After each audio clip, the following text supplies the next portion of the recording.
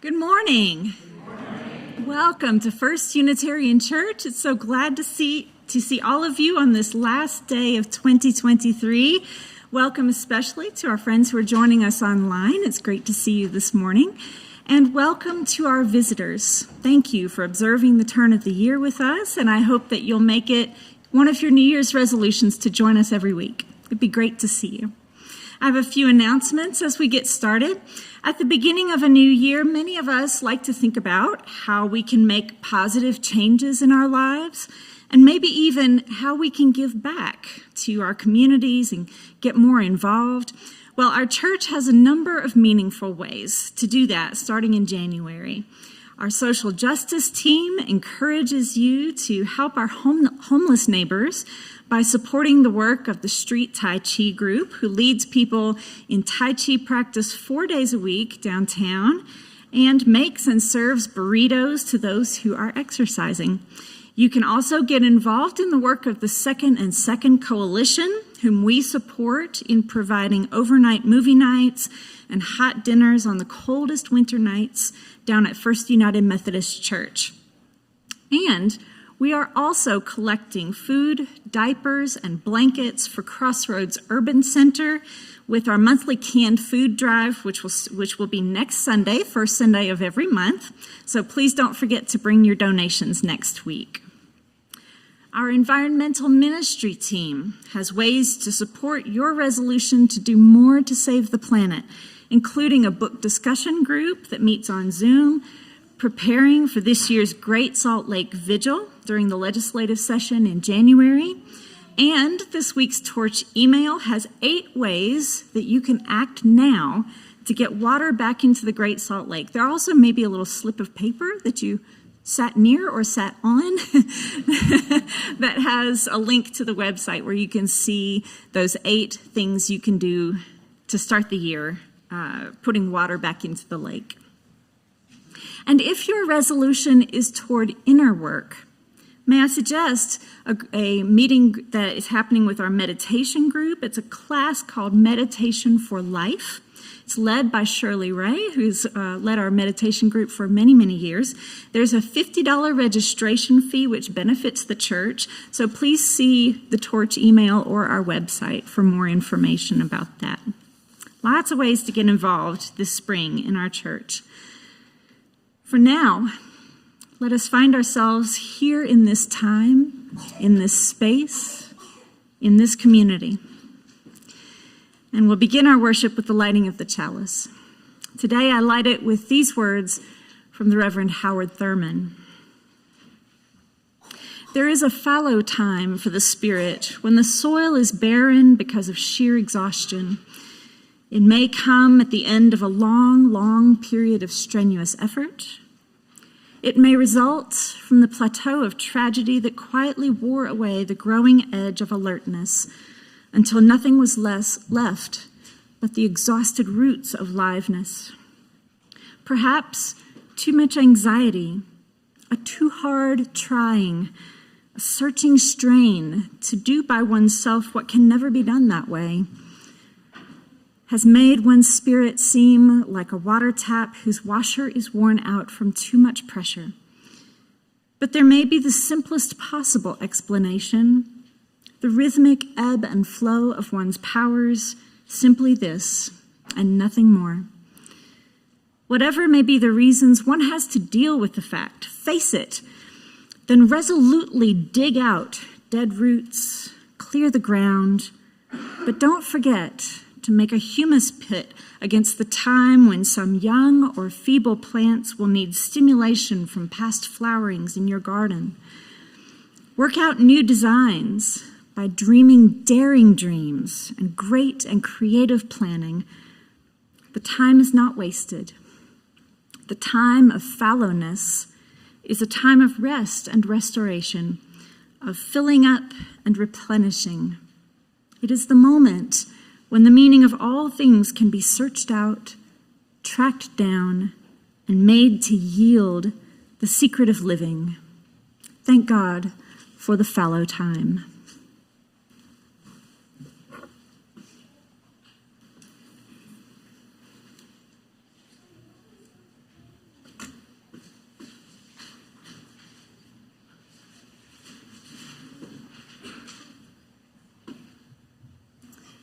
And now I invite you to rise with me, singing in body or spirit, number 12.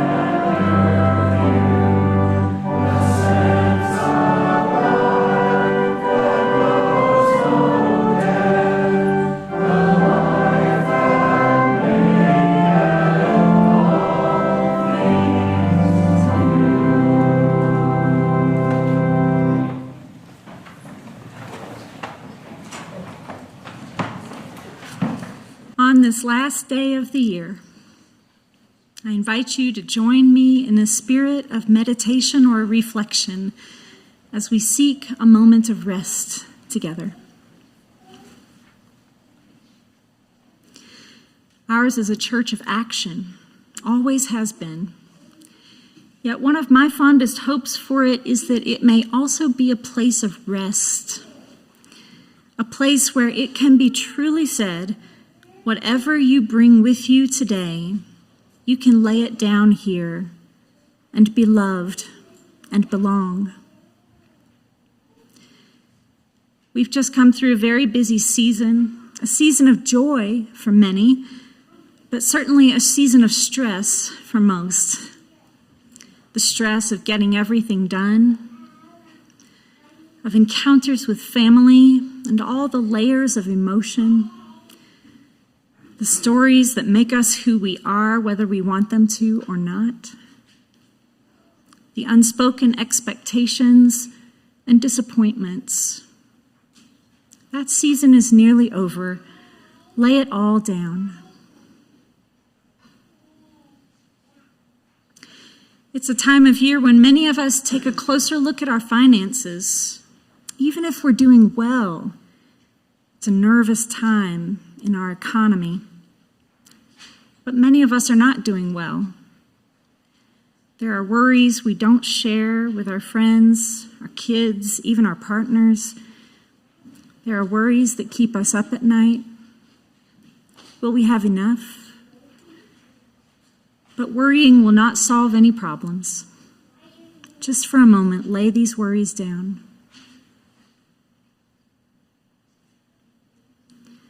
Some here have health concerns, a chronic condition that makes life difficult or confusing, a new diagnosis that makes life uncertain, a pandemic that still isn't over. We feel our fragility, our vulnerability in painful ways. The health we have is precious and we cling to it. But just for this moment, we give thanks for our bodies.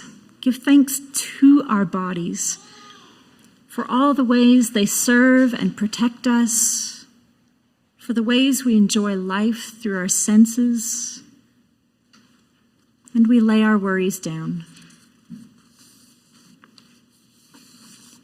Let us rest in a moment of silence together, knowing that just for this moment, we are safe, we are free, we are loved, we can rest.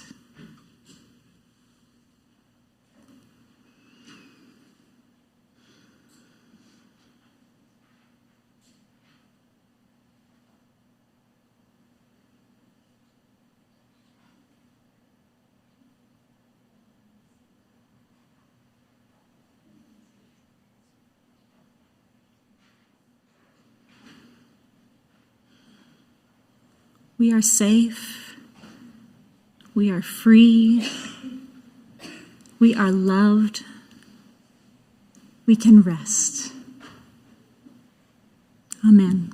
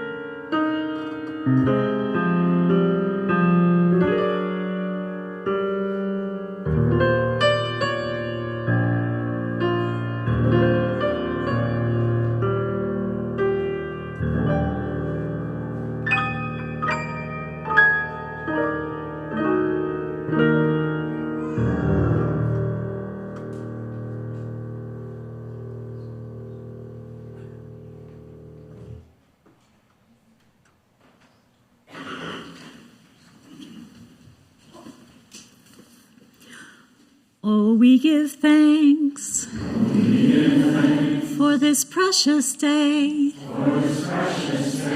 for all gathered here, and those far away,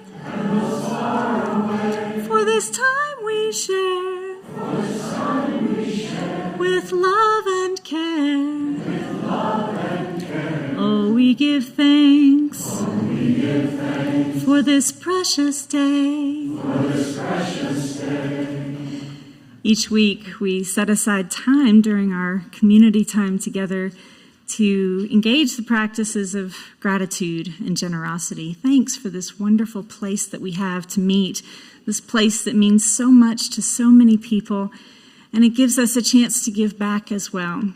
And if you feel so moved today as the baskets come around, I invite you to make a contribution to the work that we're doing here, or use the QR code that's on the card in the seat pocket in front of you, make a contribution, or simply take a moment to give thanks for what we're doing here, and also take time to meet those around you, especially our visitors.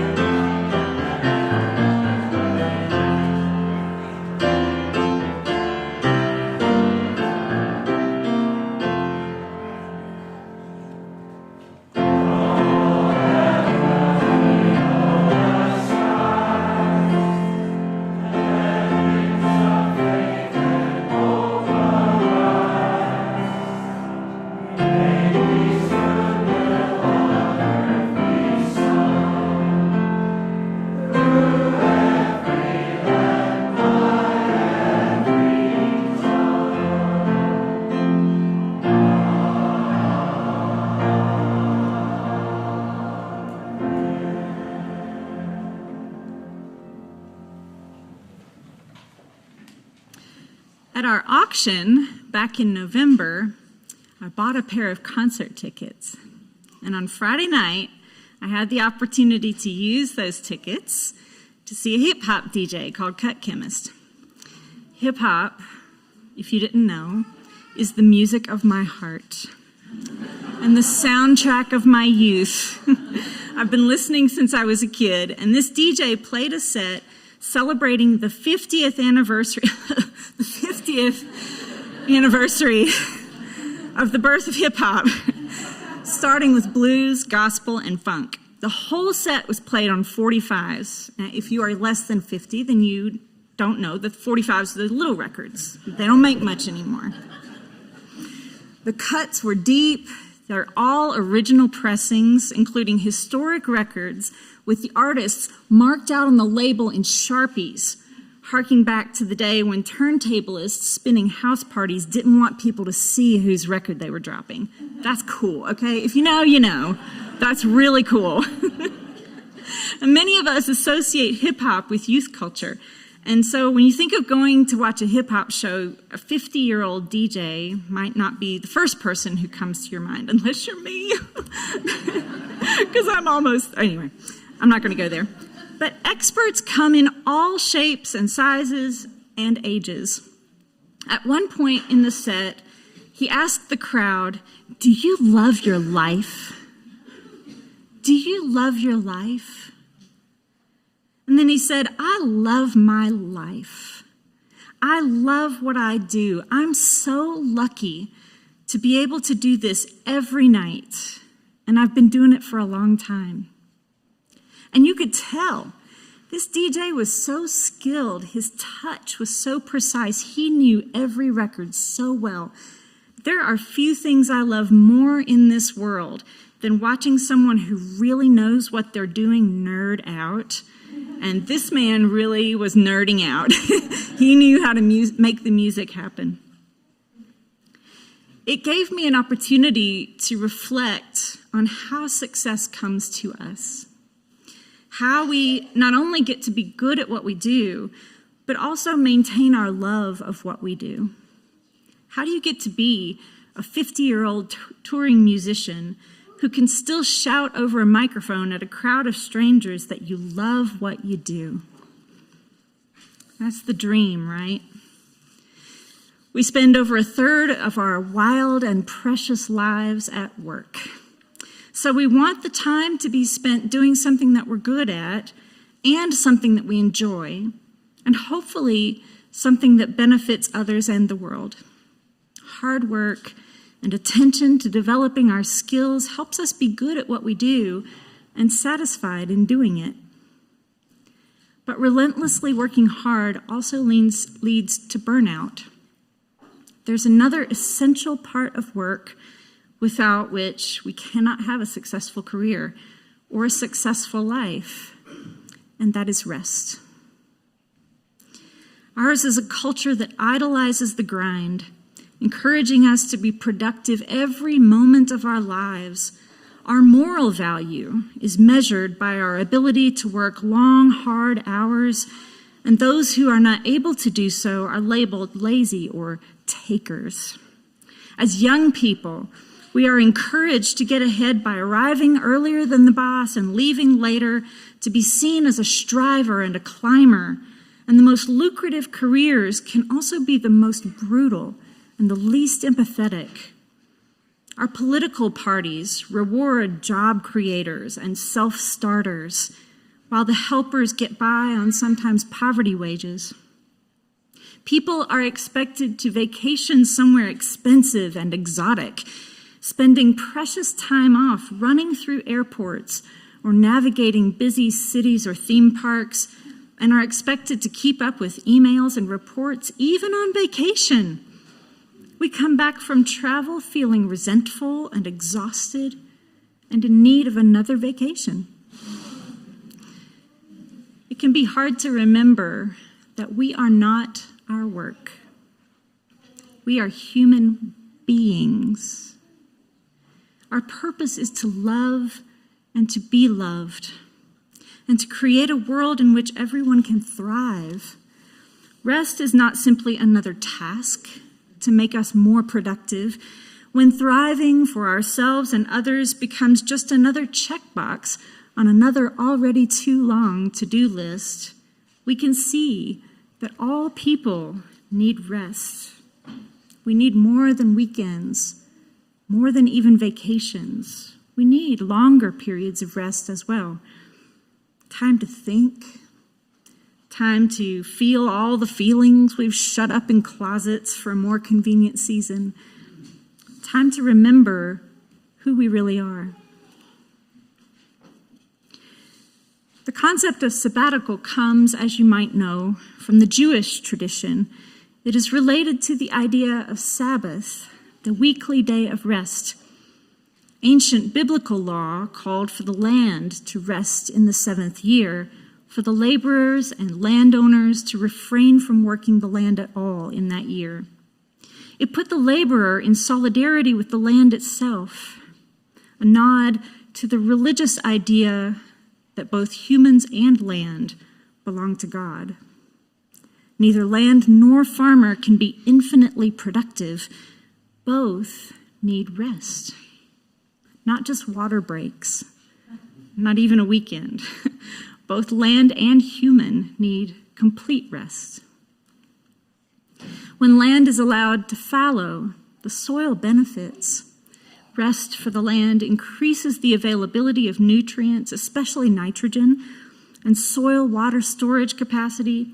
It increases biodiversity and reduces invasive species and helps control weeds in productive years. All these benefits from basically doing nothing. In the 1880s, Harvard University recognized that brains need fallowing too.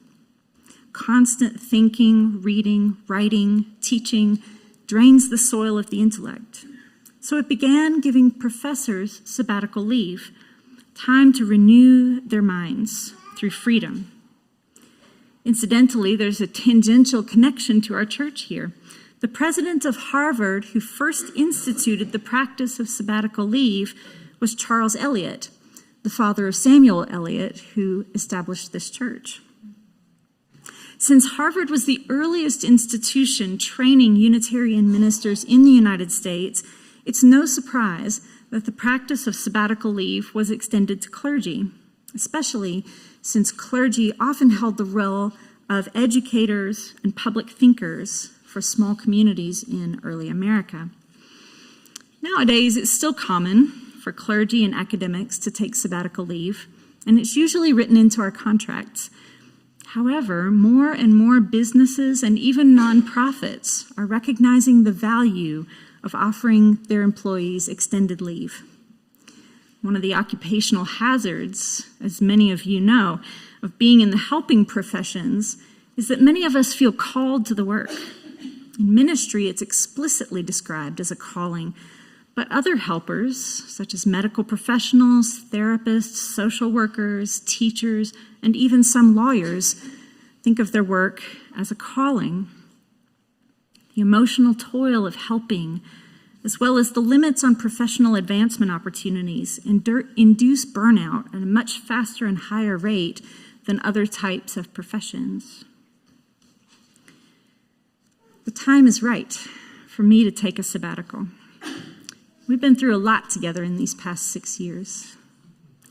We've been through the retirement of our longtime minister, a capital campaign, a global pandemic that required us to rethink everything we do, an interim ministry, an embezzlement, and a search for a new minister. That's a lot, y'all. Y'all went through it too. It's a lot. But we've also been through a lot as a society. I don't think any of us are really ready to deal with the weight of what happened to us during the pandemic.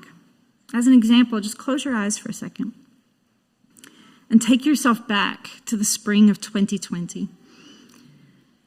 Lockdown, earthquake, inland hurricane. Okay, open your eyes, quick. Whew, did anybody cringe or gag? We are not ready to deal with that. And our country is still not dealing with the fallout of the election of 2016, 8 years later. The stress and trauma of that election has shifted a whole generation. And here we are headed into another election where the conditions and the stakes are eerily similar. I predict that there will be a lot of trauma responses that cause people to behave in erratic and reactive ways. Ministry, too, is changing as the role of this church in society is changing. Faith communities too often fail to meet the moment as they cling tooth and nail to the status quo, to traditional kinds of power. They fail to tell new stories. They fail to address the real problems that people are facing now. They operate with scarcity mindsets, afraid to take risks for fear of losing what they have, and many of them are losing everything. Now, I believe that Unitarian Universalism has something different to offer. Ours could be the faith movement not only of the present but of the future, if we are willing to take risks and do things differently. What does that look like? Well, I hope to use some of my time away to think about that question and to explore what my peers are doing and thinking about that question too. Okay, so what else will I be doing during my sabbatical? Well, priority one is to rest, to fallow, just like the fields during the 7th year. So among the things I won't be doing are checking email or phone messages. I know. You're like, 5 months without email, poor Monica. Sounds like a dream, right? But remember that that's also 5 months of having no idea what's going on at work. Which, when I think about it, is not all that comforting, because I like knowing what's going on at work. And you probably do too, don't you? I also won't be participating in all the activities of the legislative session in January and February. Y'all know how much that hurts me. I love to be on Capitol Hill during the session, following the bills, talking to the lawmakers, speaking or yelling at rallies. But it's all work for me. And sabbatical means no work, so I won't be there. This serves as an opportunity for me to remember that I am mortal. This world is going to keep running without me, and your workplace will keep running without you too. Too often we let ourselves overwork, whether it's at our jobs or as activists, letting ourselves believe that everything will fall apart if we aren't personally there to hold it together. That's just ego, and at some level, we all know it. So part of resting is trusting. Trusting that you are not the only one on whom everything depends. There are many people who love this church, this state, this land, and its people, and any one of us can really take a break and trust that the work will go on. I'll be reading all the books that have piled up around me during 6 years of working, and I'll be writing just for the purpose of discovering what I think about things, which is a different kind of writing than the kind that you do when you're trying to interpret things for hundreds of listeners on a Sunday. I'll also be working with a spiritual director to help me get reconnected to God. Because another of the occupational hazards of ministry is that in trying to help other people experience the sacred, we ministers can lose our own connection with the sacred. And let me tell you a secret. Are you ready? Ministers get into this gig because we really like God. Really. Even the ones who identify as atheists. I know. It's wild, but it's true. We love the work of exploring the sacred, alone and with others. But for most people, one's spiritual life is quite personal and even private. We ministers live out our spiritual lives in public and expose this very personal aspect of our lives to scrutiny, critique, other people's baggage.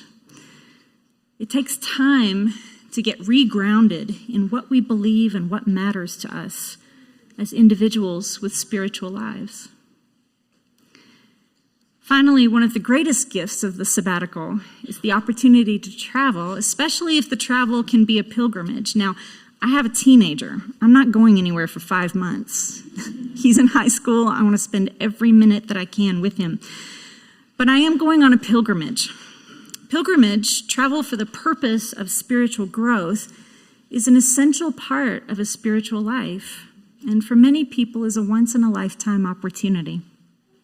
So I've planned a pilgrimage to Ireland, undertaken with clergy from other traditions to visit Christian and pagan holy sites across the island. Ireland is an ancestral home for me, obviously, and my hope is to connect with my physical and spiritual roots and renew my spirituality, which is so deeply tied to both pagan and Christian traditions. I will be back on Memorial Day weekend in time for the annual meeting, Reverend Jay's installation, summer worship, and in plenty of time to help the congregation get ready for the election in the fall. Don't think about it too hard. I'm not.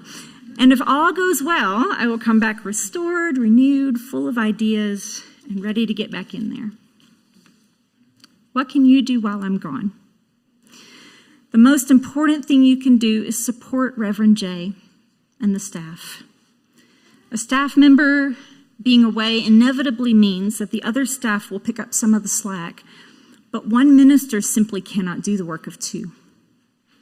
So support Reverend Jay, and even more importantly, trust them with this ministry.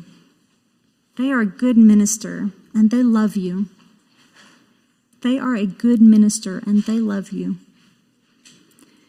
Say yes when they ask for your help, or better yet, go ahead and ask them how you can help. It's almost pledge season, so please take a look at your finances and pledge generously. Pledge early. Don't wait till the last minute so they can get some good sleep at night, okay? Keep an eye on them and make sure they're not taking on too much. Remember that they are also adjusting to a new home and raising a toddler. It's a lot. Please support our board of trustees. They are such faithful people who love this church, and they have worked so hard these past couple of years to write long-needed new policies and develop trust among themselves and with the ministers. I actually really look forward to board meetings, right? That's something, right? Some of y'all know how much that means. Trust the caring team. If you're on the caring team, would you raise your hand? Yes. Trust them. If you need help, ask for it, please. Please give them something to do. The caring team helps make sure that our members and friends have support when they are sick or bereaved, support like meals or visits and cards that let you know that there's someone who cares. Now, the challenge on the other end is that when an email goes out from the caring team to everyone who has volunteered, we have a tendency to think that someone else will do it. Guess what? You're the someone else. When you see that email requesting support, and it could be in your spam folder, so keep an eye out, please say yes. Send that card, even if you don't know the person, because there are no strangers here in our church. only friends you haven't met yet. Our hospitality team will be hosting a new member ceremony in January. And once again, we're expecting lots of new members to join us. Yay, that's great. Welcome them and invite them to join you. It's different to say, here's a neat thing, you should do it. It's different when you say, would you like to come with me? Will you join me? It's different, don't it? And take some time to think about the quality of ministry that we do in this place. We are so blessed to have a full-time, talented staff. Take some time to thank them for everything they do. Thanks, David. Thanks, Stephanie. Thanks, Tristan. Thank you. So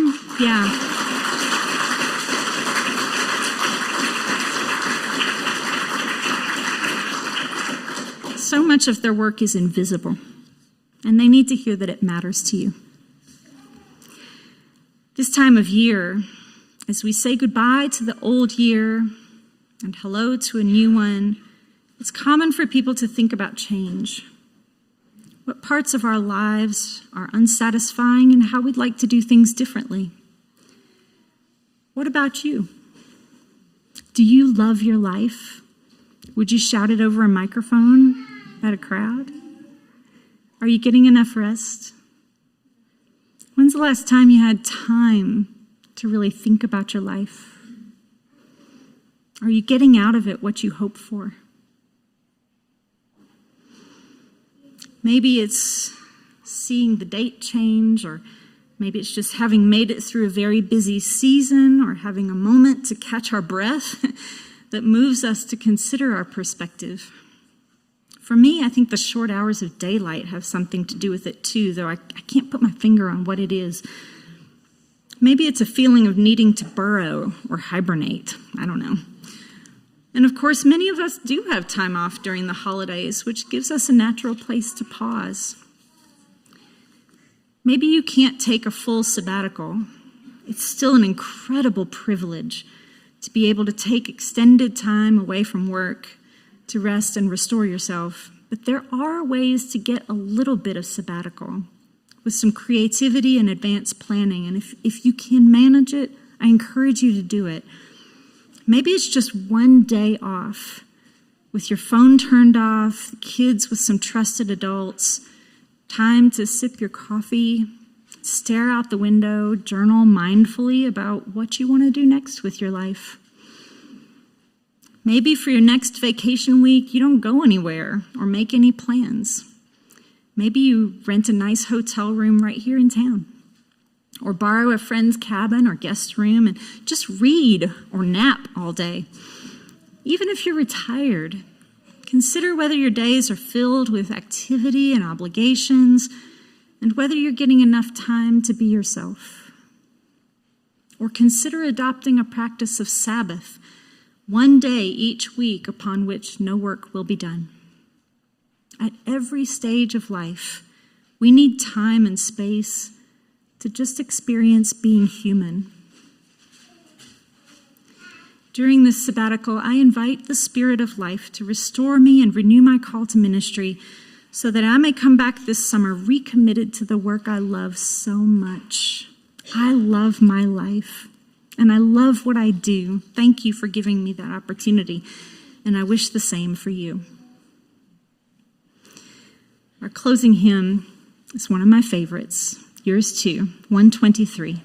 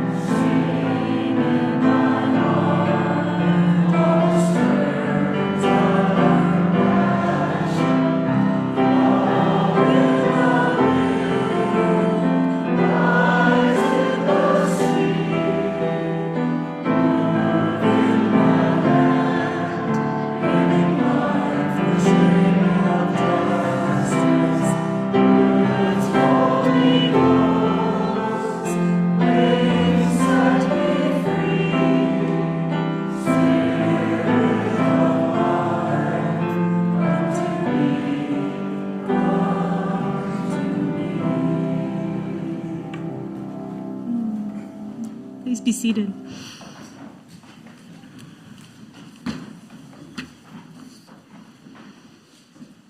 If I can recommend one book to you on my way out, it is this one, Rest is Resistance by the Nap Bishop, Tricia Hersey.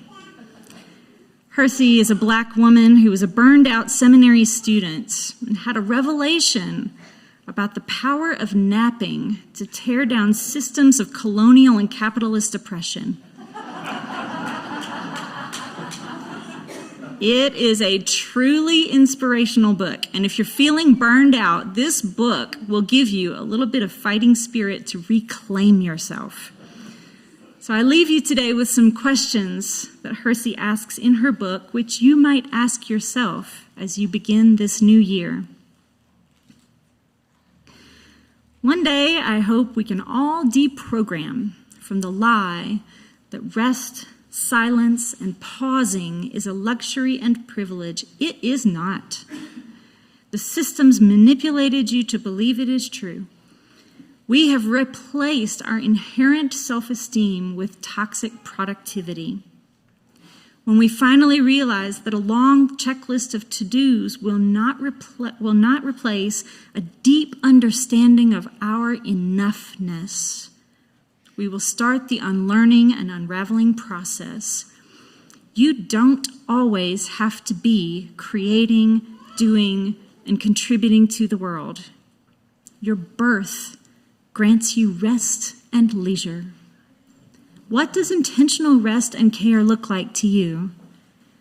How is your heart? Who are you being? What are you holding? What story are you telling yourself? What is a more liberating story you can tell? How can you create rest in this moment?